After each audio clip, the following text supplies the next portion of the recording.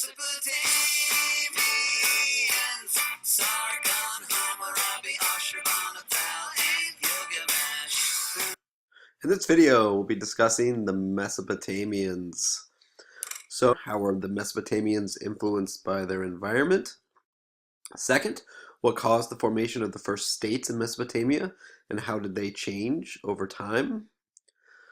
Third, how did the development of legal systems in Mesopotamia support social hierarchies? And fourth, how did the development of cultural traditions help further unify Mesopotamia? So the first question, how are the Mesopotamians influenced by their environment? So Mesopotamia, that term has Greek roots. Meso means middle. Potamia means river. So Mesopotamia is the land between the rivers. And the rivers in Mesopotamia are the Tigris and Euphrates rivers. And those rivers had a huge impact on the development of Mesopotamian society. So Mesopotamia is located in the modern-day countries of Iraq and Syria in the Middle East. And so a lot of stuff is happening in the news in this particular region. In northern Iraq and western Syria, we have the Islamic State, ISIS. ISIS stands for the Islamic State of Iraq and Syria.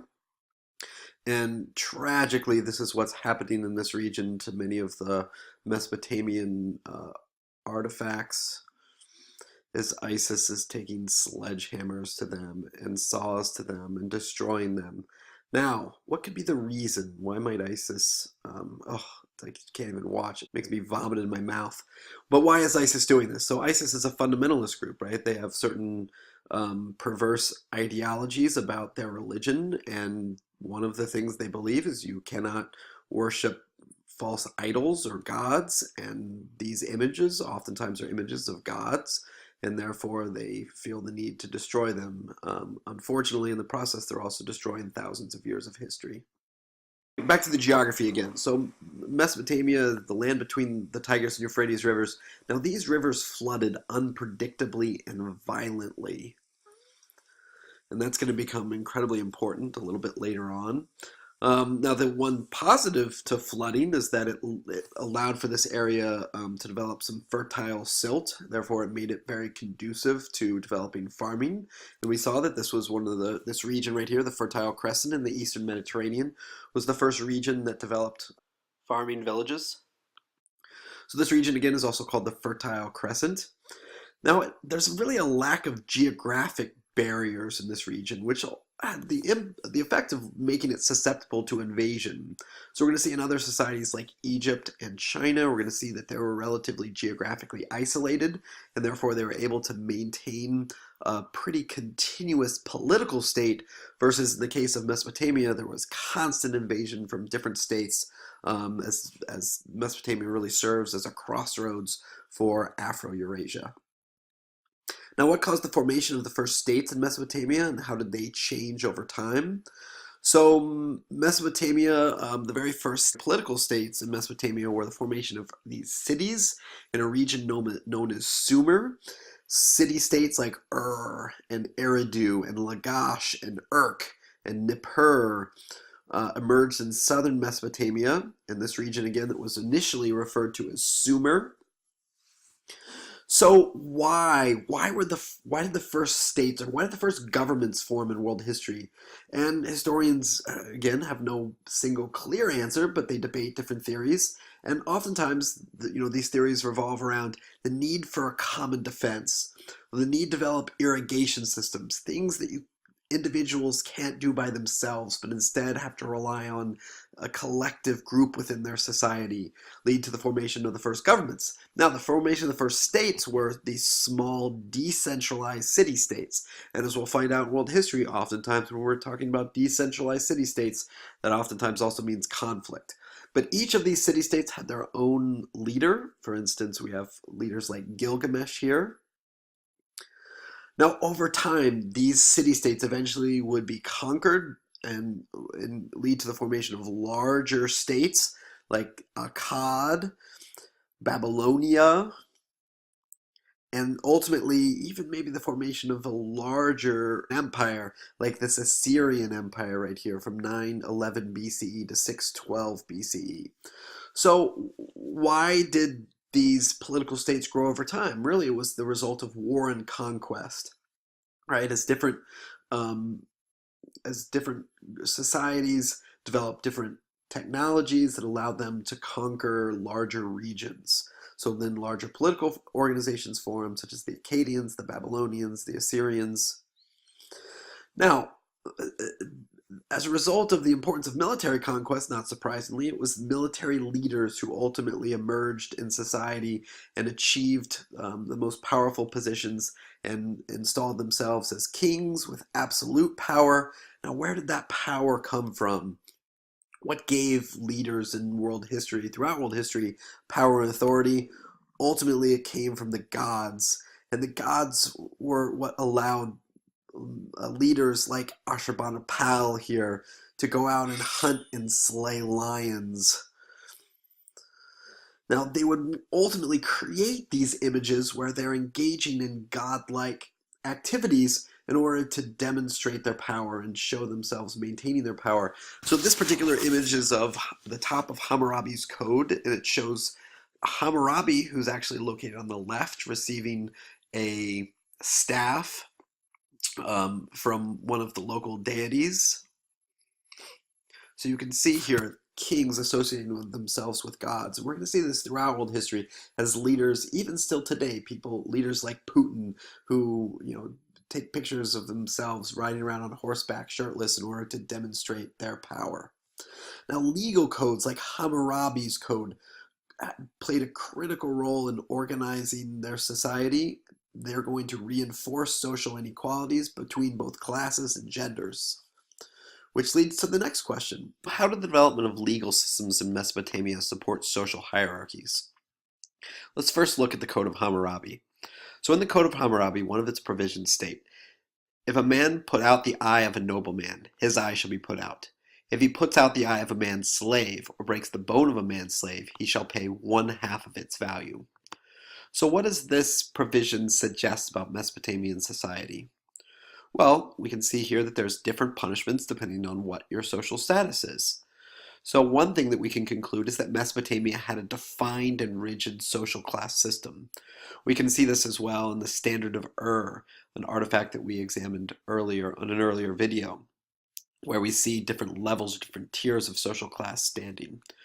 So typically when we break down a society, we oftentimes do it in the shape of a pyramid. So at the very top of Mesopotamian society, we had a king or a monarch, and then maybe nobles and priests as well.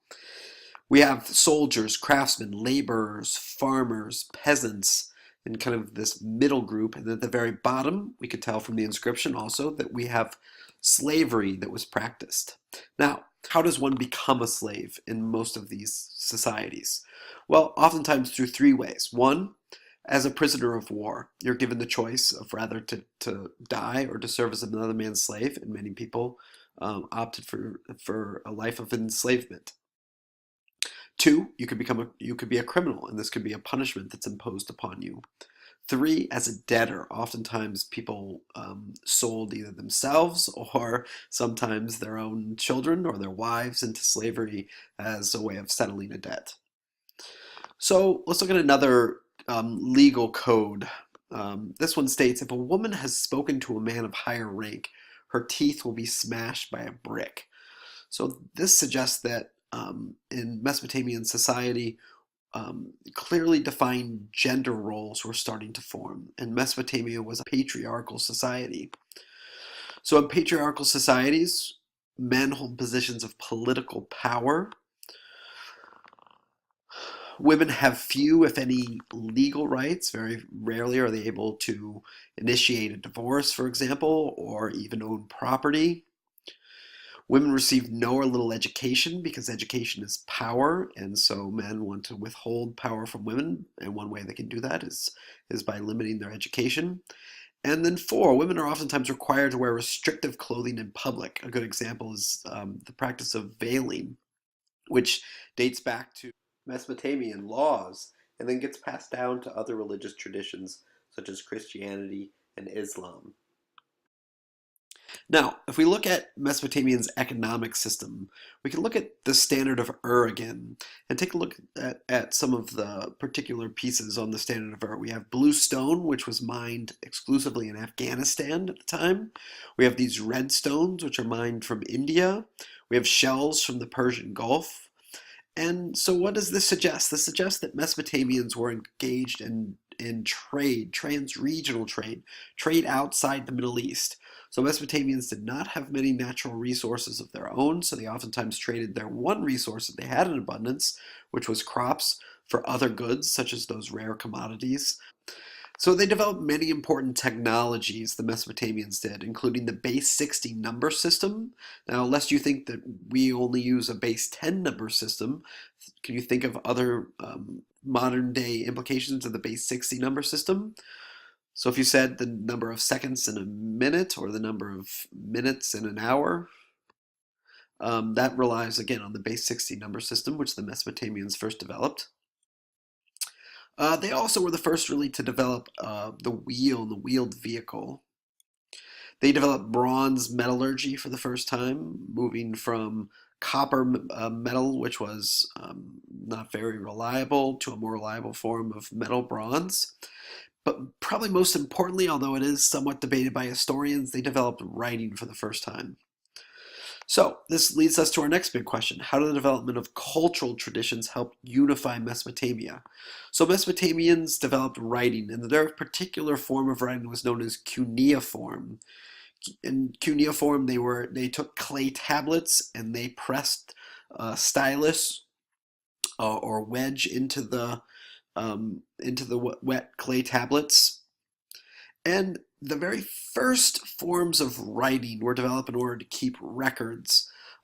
For instance, the tax collectors within a city would ensure that everyone had paid sufficient taxes.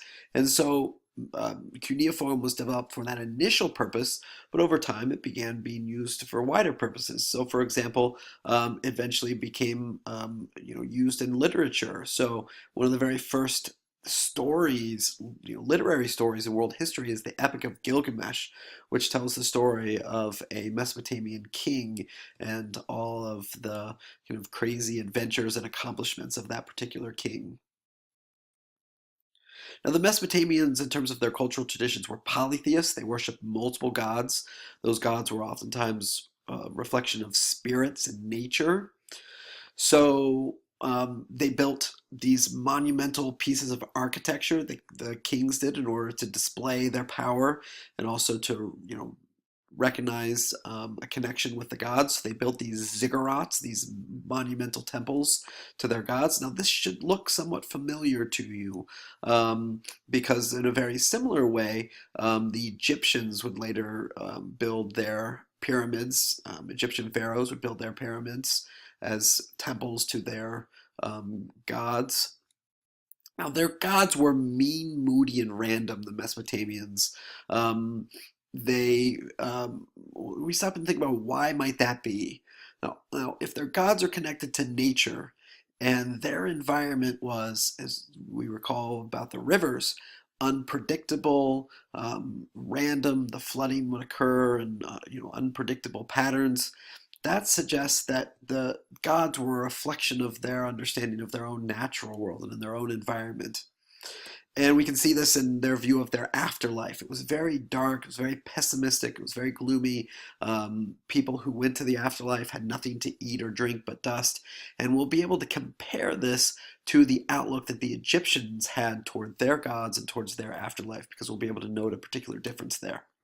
So the big questions you should be able to answer after watching these videos are: 1. How were the Mesopotamians influenced by their environment? 2. What caused the formation of the first states in Mesopotamia, and how did they change over time? 3. How did the development of legal systems in Mesopotamia support social hierarchies? And 4. How did the development of cultural traditions help unify Mesopotamia? Thanks for watching. In my mouth. But why is ISIS doing this? So ISIS is a fundamentalist group, right? They have certain perverse ideologies about their religion, and one of the things they believe is you cannot worship false idols or gods, and these images oftentimes are images of gods, and therefore they feel the need to destroy them. Unfortunately, in the process, they're also destroying thousands of years of history. Back to the geography again. So, rivers, and the rivers are in Mesopotamia are the Tigris and Euphrates rivers, and those rivers had a huge impact on the development of Mesopotamian society. So Mesopotamia is located in the modern-day countries of Iraq and Syria in the Middle East. And so a lot of stuff is happening in the news in this particular region, in northern Iraq and western. We're the Mesopotamians, Sargon, Hammurabi, Ashurbanipal, and Gilgamesh. In this video, we'll be discussing the Mesopotamians. So, how were the Mesopotamians influenced by their environment? Second, what caused the formation of the first states in Mesopotamia, and how did they change over time? Third, how did the development of legal systems in Mesopotamia support social hierarchies? And fourth, how did the development of cultural traditions help further unify Mesopotamia? So the first question, how are the Mesopotamians influenced by their environment? So Mesopotamia, that term has Greek roots. Meso means middle. Potamia means river. So Mesopotamia is the land between the river. Syria, we have the Islamic State, ISIS. ISIS stands for the Islamic State of Iraq and Syria. And tragically, this is what's happening in this region to many of the Mesopotamian artifacts.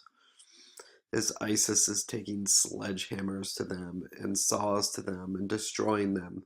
Now, what could be the reason? Why might ISIS, I can't even watch it. It makes me vomit.